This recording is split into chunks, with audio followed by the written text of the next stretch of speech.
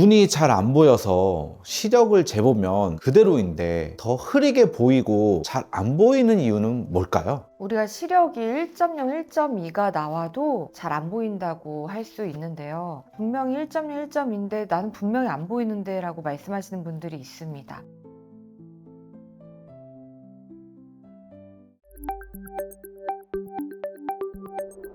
그분은 사실은 안 보이는 게 맞는데요. 시력이 1.0이라는 것은 시력의 양입니다. 양은 좋은데 질적으로도 나쁠 수 있잖아요. 분명히 보이긴 보이는데 흔들려 보인다든지 어둡게 보인다든지 번져 보인다든지 질적으로 뚜렷하고 선명하게 보이지 않는 경우가 있거든요. 가장 첫 번째 이유는 안구 건조증인데요. 눈을 뻑뻑하게 만드는 것뿐이 아니라 시력까지도 떨어지게 만들 수 있거든요. 우리가 눈물이 매끄럽지 못하면 눈물이 자꾸 깨집니다. 눈을 뜨고 있자마자 바로 눈물이 막 깨지면 매끄럽지 못한 눈물 때문에 빛이 번져 보이고 퍼져 보이는데요. 건조증이 너무 심하면 각막에 스크래치가 생기고 스크래치가 생긴 곳도 전부 다 빛이 산란되게 됩니다. 창문이 굉장히 더럽고 뿌여면 잘 안 보이잖아요. 아무리 눈이 다 건강해도 마지막 각막 창문이 더러우면은 잘 보이지 않게 되는 거죠. 백내장이 심한 경우에도 실제로 1.0이지만 수술해야 되는 경우도 있는데요. 1.0이지만 두세 개로 보이는 1.0이다. 말기 녹내장인 경우도 보이긴 보이는데 딱 그 부분만 보이고 주변이 안 보인다 그러면 굉장히 침침하게 느껴지실 수도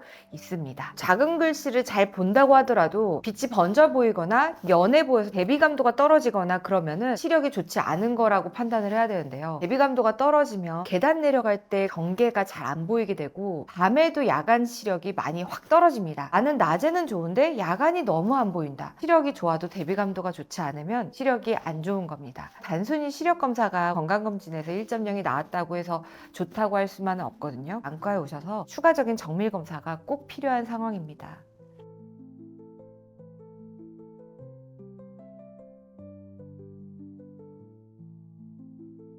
안구 건조증이 있을 때 눈이 더 잘 안 보이는 이유는 뭘까요? 눈을 뜨면은 원래 10초간 눈물이 매끄럽게 계속 유지가 돼야지 정상 눈물이에요. 10초간 눈을 뜨고 있을 때 눈이 안 아파야지 정상인데 영상을 보시는 구독자분들이 10초간 눈을 감지 않고 떴을 때 아픈지 안 아픈지 확인해 보셔서 10초 이상 눈을 못 뜨겠다 그러면 안구건조증입니다. 각막은 피부보다 500배 이상 예민하기 때문에 바로 눈이 아프게 됩니다. 그때 우리가 눈을 깜빡거리면 각막에 있는 미세한 윤기들이 상처가 생겨요. 각막도 우둘투둘해집니다. 눈물도 우둘투둘, 각막도 우둘투둘하면 고위수처가 증가된다는 얘기를 하는데 모든 빛이 한 점에 맺히지 않고 여러 점으로 맺혀서 깨져버리는 거죠. 이러한 현상은 라식라섹하거나 백내장 수술 후에 쉽게 생길 수 있고 평소에 잠을 잘 못 주무셔서 눈물 자체가 없으신 분들, 성형수술을 해서 눈을 감지 못하거나 눈꺼풀 세안을 잘 못하시는 분들이 이런 현상이 아주 두드러지게 일어날 수 있고요. 눈물은 오목렌즈 역할을 합니다. 근시안경 오목렌즈거든요. 눈물이 부족하면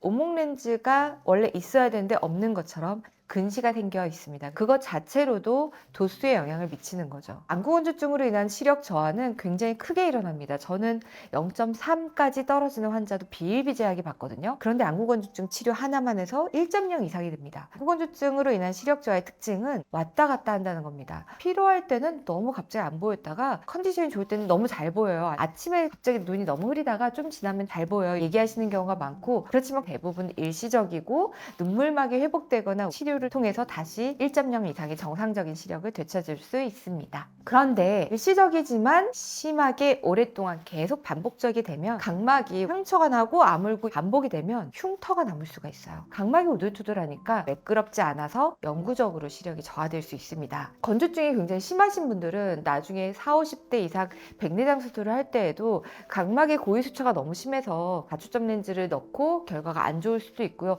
아예 못 넣는 경우도 있습니다. 눈물은 우리 눈에 면역작용을 하거든요. 눈에 있는 각종 먼지나 균을 방지하는 역할, 한글 항염작용의 역할을 하는데요. 만약에 눈물이 계속 없으면 눈병도 잘 생기고 각막 궤양, 결국에 흉터로 생겨서 실명까지 이르는 경우도 있으니까 안구건조증은 절대 방치하시면 안 되겠습니다.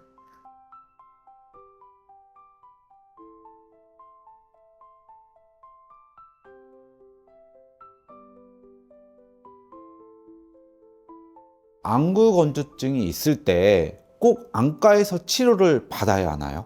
만성적으로 있다 그러면 저는 안과에 꼭 오시라고 말씀드립니다. 확실하게 치료가 되는 여러 가지 방법들이 있거든요. 만약에 라식라섹을 받으시거나 백내장 수술을 받으신 분이라면 안구건조증이 더 심해질 수 있고, 애초에 수면장애 때문에 만성적으로 안구건조증에서 벗어날 수 없으시다 그러면 결국에는 계속 관리를 해야 되는 것이거든요. 가벼운 안구건조증은 눈물약 꼭 사용하시라 그러잖아요. 눈물약을 많이 사용하면 좋지 않다, 이런 얘기들이 많이 있어서 인공눈물 사용 안 하시는 분들이 있는데, 뻑뻑하지 않으신 분들이 일부러 인공눈물을 사용해서 나의 좋은 눈물을 껴내려가게 하면 좋지 않을 수도 있다는 것이 와전된 거고요. 만약에 정말 내 눈물이 없어서 뻑뻑하다 그러면 윤활제인 인공눈물을 꼭 사용하셔야 됩니다. 얼굴에 아침 저녁으로 로션은 매일 발라주잖아요. 눈은 전혀 신경 안 쓰고 살거든요. 사실 눈도 아침 저녁으로 로션 바르듯이 보습이 필요합니다. 세계에서 건조증 가이드라인 책으로 나온 게 있는데, 세계 앞부분에 굉장히 두껍게 환경 개선이라는 것이 있습니다. 환경 개선이 이것만으로 될까라는 생각이 들 정도로 간단한 것들이 많은데요. 예를 들어서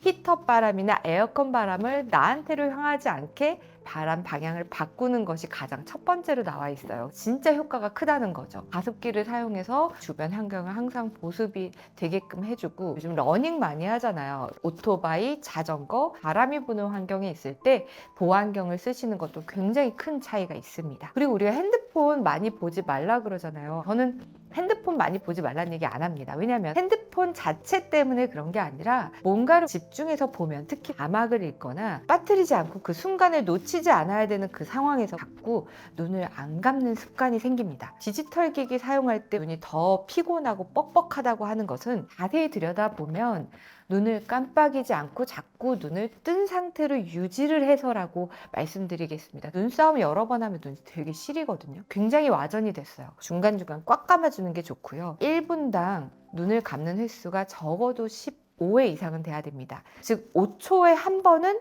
눈을 적어도 감아줘야 돼요. 만약에 중등도 이상의 안구건조증이다 그러면 습관들로도 해결이 잘 안 될 수가 있는데, 인공눈물로 잘 되지 않는다, 난 여전히 눈이 너무 아프고 눈이 뻐근하고 무거워서 삶의 질이 떨어진다 그러면, 제가 가장 좋아하는 영양제는 한 가지만 드시라고 전 많이 말씀드리는데 바로 비타민C예요. 비타민C는 피부도 좋아지지만 백내장도 예방해주고요. 라식라섹 하시는 분들 다 비타민C 드시라고 제가 말씀드리거든요. 오메가3는 우리 몸의 염증을 줄여주는 효과가 있기 때문에 안구건조증에 도움이 된다고 되어 있습니다. 두 가지를 먹어도 효과가 없다 그러면 눈꺼풀 청소나 따뜻한 찜질을 통해서 눈꺼풀에 있는 기름을 잘 나오게 하는 게 중요한데요. 눈물은 물이 아닙니다. 기름, 물, 점액 세 가지가 있어요. 눈을 뜨고 있을 때 눈물이 메마르지 않게 하는 것도 기름이 눈물을 보호하기 때문이죠. 눈꺼풀 청소를 잘해서 기름이 나오지 않게 막아주는 각질을 늘 제거해줘야 되고, 따뜻한 찜질을 통해서 혹시나 굳어져 있는 기름을 녹여줘야 되는데, 눈꺼풀 청소 제대로 하고 싶다 그러면 티트리 오일이 성분이 들어있는 눈꺼풀 세정제를 통해서 눈꺼풀에 있는 각질을 다 닦아준다는 생각으로 좀 빡빡 닦아주면 됩니다. 따뜻한 찜질도 물수건으로 하는 거 절대 안 되는데요.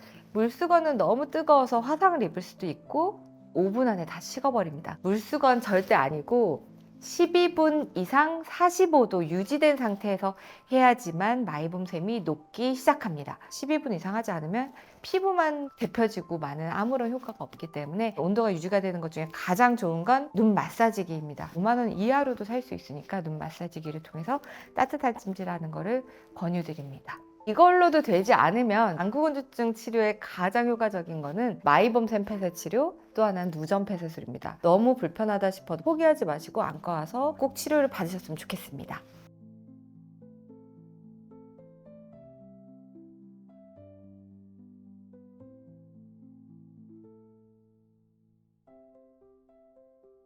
오늘 내용도 여러분의 건강에 도움이 되셨으면 좋겠습니다. 지금까지 힐링안과 대표연장 김선영이었습니다. 감사합니다.